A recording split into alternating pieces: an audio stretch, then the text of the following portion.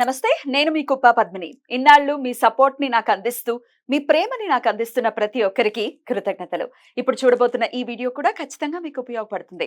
Like, share and subscribe చేసి మీ ఇష్టాన్ని అలాగే మీ సపోర్ట్ ని నాకు అందించండి. అలాగే ఈ వీడియో పట్ల మీ అభిప్రాయాన్ని కమెంట్ సెక్షన్ లో కమెంట్ చేసి నాకు తెలియజేయండి. నమస్తే, వెల్కమ్ టు అవర్ ఛానల్. నేను పద్మిని. ప్రస్తుతంతో పాటు ప్రముఖ ఆధ్యాత్మికవేత్త, ప్రముఖ న్యూమరాలజిస్ట్ లక్ష్మీ నరసింహస్వామి ఉపాసకురాలు శ్రీమతి స్రవంతి గారు మనతో పాటు ఉన్నారు. మాట్లాడదాం. నమస్తే అక్క. నమస్తే పద్మిని. అక్క, ఒక కమెంట్ వచ్చింది అక్క. అది డెఫినెట్ గా అడ్రస్ చేస్తే బాగుంటుంది అనిపించింది. ఎందుకంటే కొన్ని ఎక్స్ట్రీమ్ ప్రాబ్లమ్స్ దిక్కుతోచని పరిస్థితుల్లో ఉన్నప్పుడు బాధ అనిపిస్తుంది. హెల్ప్ కోసం వేచి చూస్తున్నటువంటి సందర్భంలో ఎవరైనా హెల్ప్ చేస్తారా అని ఎదురు చూసేటటువంటి పరిస్థితి మారాలి. ఎవరికైనా కూడా మనమే ఆ పరిస్థితుల్లో ఉంటే ఎంత అలా వెయిట్ చేస్తాం. చూసాము, అట్లాంటి రోజుల్ని చూసాము. ఏదో ఒక విధంగా దేవుడు ఆదుకున్నాడు. సరే, ఇక ఈ క్వశ్చన్ ఏంటి అంటే, మా హస్బెండ్ కి పెరాలసిస్ వచ్చి 1 year అవుతుంది. రెమెడీ ఏమైనా చెప్పండి అక్క ప్లీజ్ అంటూ ఆవిడ అడిగారు. దీని గురించి ఏం చెప్తారు అక్క? తప్పకుండా చెప్తాను. ఫస్ట్ మనం దండం పెట్టుకోవాల్సింది వెంకటేశ్వర స్వామికి. చాలా మందికి 108 దీపాలు పెట్టుకోండి అని చెప్పిన ప్రతి ఒక్కళ్ళకి పని అయింది ఇప్పటి వరకు. 108 పిండి దీపాలు పెట్టుకుంటాము అని దండం పెట్టుకుంటే ఆ పని అయిన తర్వాత ఆ 108 పిండి దీపాలు పెట్టి చాలా మంది ఫొటోస్ పంపించడం జరుగుతుంది. కాబట్టి తప్పకుండా వెంకటేశ్వర స్వామికి, ఎందుకంటే కలియుగ దైవం ఆయన, తప్పకుండా పని అవుతుంది పద్మిని. అదొకటి దండం పెట్టుకోండి. రెండోది ఏం చేస్తారు అని అంటే, ఒక స్విచ్ వర్డ్ ఉంది. దీనికంటే కూడా ముందు గురువు అనుగ్రహం కూడా చాలా ఉండాలి. భగవంతుడి అనుగ్రహం, గురువు అనుగ్రహం మనకి ఉండాలి.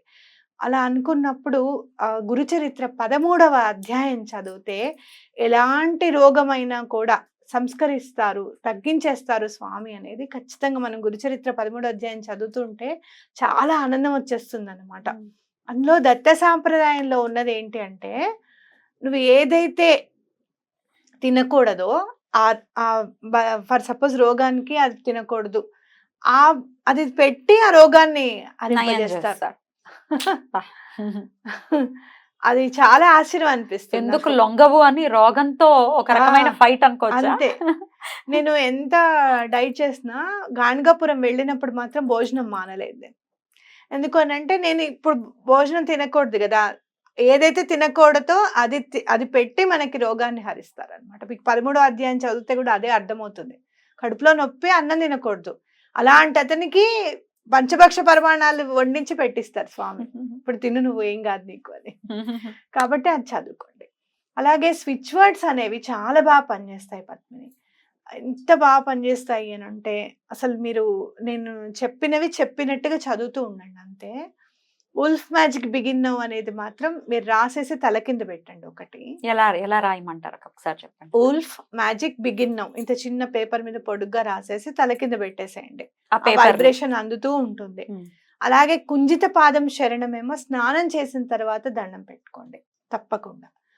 పరమాచారి గారు కుంజితాన్ని ధరించి ఉన్న ఫోటో ఉంటుందన్నమాట. కుంజితము అని అంటే వట్టివేరు యొక్క దండని ధరించి ఉంటారు. ఆ వట్టివేరు దండ ఎక్కడి నుంచి వస్తుందంటే నటరాజస్వామి నుంచి వస్తుంది. చిదంబరం నటరాజస్వామి నుంచి ఆ దండ వస్తుంది. స్వామి ధరించి ఫోటో ఉంటుంది. అది కుంజిత పాదం శరణం దండం పెట్టుకోండి. అయితే ఈ పెరాలసిస్ కి మాత్రం ప్రత్యేకంగా మాధవన్ ఇది స్విచ్ వర్డ్ అనమాట. మాధవన్ ఇది అనుకోండి. ఎటువంటి పరిస్థితుల్లోనూ మూమెంట్ అనేది మీకు కనిపిస్తుంది. ఎలా అనుకోవాలి సార్ చెప్పండి. మాధవన్ ఎవరైతే బాధను అనుభవిస్తున్నారు వాళ్ళకు కూడా అనుకోమని చెప్పండి. మాధవన్ అని చెప్పి అనుకోండి అని చెప్పండి. వాళ్ళు వినగలుగుతారు కానీ మాట్లాడలేరు. ఒకవేళ నోటికి సంబంధించి కాబట్టి అది మనసులో అనుకుంటూ ఉండమనండి. మీరు ఇది రాసి తల కింద పెట్టినా పర్వాలేదు. వాటర్ బాటిల్ మీద మాధవన్ అని రాసేసి ఆ నీళ్లు వాళ్ళకి పడుతున్నప్పుడు, వాళ్ళకి వంట చేసి పెడుతున్నప్పుడు, ఏదైనా కూడా వాళ్ళకి ఏది ఇస్తుంటే మందులు ఇస్తున్నప్పుడు కూడా అనుకుంటూ ఉండొచ్చు. కంటిన్యూగా చాలా డిఫరెన్స్ చూస్తారు. చాలా అంటే చాలా డిఫరెన్స్ చూస్తారు. రైట్. డెఫినెట్ గా ఇట్లాంటి చాలా తీవ్రతరమైనటువంటి సమస్య ఉన్నప్పుడు మాధవుడి శరణ కోరమంటున్నారు. అవును, ఆయనే కదా మరి ఖచ్చితంగా. మాధవన్ చాలా బాగా పనిచేస్తుంది. ఈ మాధవన్ అనేది ఓన్లీ దీనికి సంబంధించినాక, లేకపోతే ఇట్లా చాలా ఎక్స్ట్రీమ్ ప్రాబ్లమ్ ఉన్నప్పుడు, యాక్సిడెంట్ అయిపోయింది, కోమాలో ఉన్నారు అన్న పరిస్థితుల్లో కూడా వాడుకోవచ్చా? కుంజిత పాదం శరణం అయితే మీరు ఎప్పుడైనా వాడుకోవచ్చు. ఉల్ఫ్ మ్యాజిక్ బిగిన్ దేనికైనా పనిచేస్తుంది. ఇది మాధవన్ మాత్రం కేవలం పెరాలిసిస్ అటాక్ అయినప్పుడు హాస్పిటల్ తీసుకెళ్తూ ఉంటారు. అప్పుడు కూడా మీరు చాంట్ చేసుకోవచ్చు.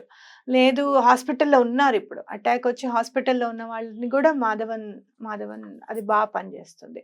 ఇది ఓన్లీ పెరాలిసిస్ గురించి మాత్రమే మాధవన్ అనేది పెరాలిసిస్‌కి మాత్రమే. హ్మ్. ఏదైనా ఒంట్లో బాలేనిది మాత్రం కుంజిత పాదం శరణం ఎలాంటి స్థితిలో నుంచైనా తీసుకొచ్చేస్తుంది. హ్మ్. ఈవెన్ కోమాలో ఉన్న వాళ్ళు కూడా కుంజిత పాదం శరణం చేసిన తర్వాత బయటకొచ్చిన వాళ్ళు ఉన్నారు. అద్భుతం. స్పృహ వస్తే గాని మేమేం చెప్పలేమమ్మా అనంటే, ఇవాళంతా చదువుతుంటే రేపటి రోజు స్పృహ వచ్చి చపాతీ తిన్నారమ్మా, ఇడ్లీ తిన్నారు. కాకపోతే ఇడ్లీ తిని చపాతీ తిన్నారమ్మా అంటే పర్వాలేదు ఏదో ఒకటి తిన్నానని గుర్తించాడు, లేచాడు. హ్మ్. చపాతీని చపాతీగా గుర్తించాలని చెప్పి చదవమ్మా అని చెప్పాను నేను. ఓకే. ఓకే. అది కూడా వస్తుంది. అది కూడా వస్తుంది. అది కూడా వచ్చేసింది. వితిన్ 4-5 డేస్ డిశ్చార్జ్ అయిపోయారు. నార్మల్ అయిపోయింది. నార్మల్ అయిపోయారు. బాబా. ఒక్కొక్కసారి ఈ మధ్య అదేంటి కొట్టేసి వెళ్ళిపోతున్నారు. హాస్పిటల్‌లో జాయిన్ చేయకుండా కొట్టేసి వెళ్ళిపోతూ ఉంటారు. చాలా సందర్భాల్లో చూసాం. హ్మ్. ఎవరు కూడా కొట్టేసిన వాడు ఎవడు కూడా హాస్పిటల్‌లో జాయిన్ చేయడం చాలా తక్కువ అది. అంటే యాక్సిడెంట్ యాక్సిడెంట్ చేసేసి చేసేసి. మరి వేరే వాళ్ళు పాపం జాయిన్ చేస్తారు. వాళ్ళు ఏం చేయాలి? అలాంటి పరిస్థితుల్లో జాయిన్ చేసినందుకు వాళ్ళు ఎవ్వరు లేరు. వీళ్ళు కూడా చదవచ్చు అప్పుడు మళ్ళీ. హాస్పిటల్‌లో జాయిన్ చేసిన వాళ్ళు కూడా చదవచ్చు అన్నమాట. చాలా పనిచేస్తుంది కుంజిత పాదం చరణం మాత్రం. ఇంకా కంటిన్యూస్ గా చదువుతూనే ఉండాలి. చదువుతూనే ఉండాలి. 108 దీపాలు కూడా ఆల్రెడీ మీరు చాలా సందర్భాల్లో చెప్పారు. ఇట్లాంటి విపరీతమైన పరిస్థితి నుంచి కూడా అసలు టక్కున బయటకు తీసుకొచ్చేస్తోంది అని. అయితే ఈ ప్రత్యేకించి పెరాలిసిస్ కి సంబంధించి ఆవిడని ఎలా దండం పెట్టుకోమంటారు? 108 దీపాలు పెట్టేటటువంటి ఎలా స్వామికి చెప్పాలి? స్వామికి ఎలా చెప్పాలి అనంటే ఆయనకి ఈ మందులకి తొందరగా రెస్పాండ్ అయ్యి తొందరగా రికవరీ అయ్యేటట్టుగా చూడు స్వామి. తొందరగా రికవరీ అయిపోయిన వెంటనే వచ్చే శనివారం నాడు నేను ఇంట్లో పిండి దీపాలు పెట్టుకుంటాను అని చెప్పి దండం పెట్టుకోవడమే. ఆ పిండి దీపాలు మనం చెప్పాం, వీడియోలో ఉన్నాయి. చక్కగా ఎవరిదైనా హెల్ప్ తీసుకొని కూడా పెట్టుకోవచ్చు. మీరేం దానికి కావాల్సింది ఏంటి అంటే విధి విధానంగా అన్ని పిండి దీపాలు చక్కగా అలంకరించుకోవడమే. బొట్టది పెట్టి అలంకరించుకోవడం చాలా ఇంపార్టెంట్. తప్పకుండా పని అవుతుంది అనమాట. తప్పకుండా చాలా అద్భుతంగా తెలియజేశారు.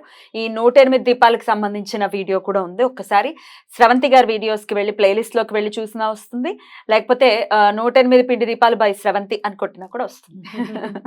అంటే గారు అనలేను కదా అట్లా, అందుకని అలా. రైట్ అక్క, అద్భుతం అక్క. అంటే డెఫినెట్ గా అడ్రస్ చేస్తే బాగుంటుంది అని అనిపించింది. అగమ్య గోచరంగా ఉండే పరిస్థితి ఎవరికీ ఉండకూడదు అన్న ఉద్దేశంతో. ఇంటి పెద్ద కొంట్లో బాగాలేదు అని అంటే ఆ బాధ వర్ణనాతీతం అసలు. ఎందుకనంటే వాళ్ళని చూసుకోవాలి, ఇంట్లో పనులని చూసుకోవాలి, పిల్లల్ని చూసుకోవాలి, రేపటి రోజు ఏంటి అనే ప్రశ్నార్థకం. ఇవన్నీ చాలా భయంగా ఉంటుంది, బాధగా ఉంటుంది. మారాలి అక్క. ఒక సైన్స్ స్టూడెంట్ గా మీరు చెప్పండి, ఎందువలన హైపర్ టెన్షన్ వల్లనే వస్తుందా పెరాలిసిస్?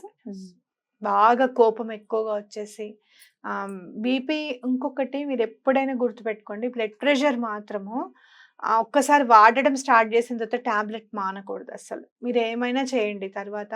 ఈవెన్ డయాబెటీస్ కన్నా రివర్సల్ ప్రోగ్రామ్స్ ఉంటాయి కానీ బీపీకి చాలా తక్కువ.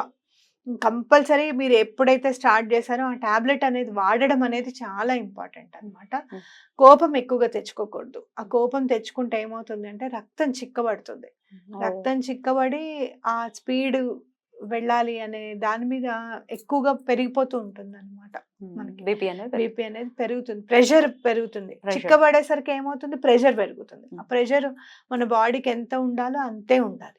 కాబట్టి ముందు మెయిన్ ఏం చేయాలి అని అంటే, కోపం వస్తుంది అన్నప్పుడు ఆ ప్లేస్ లోంచి వెళ్ళిపోండి అక్కడి నుంచి. నాకు కూడా వస్తుంది.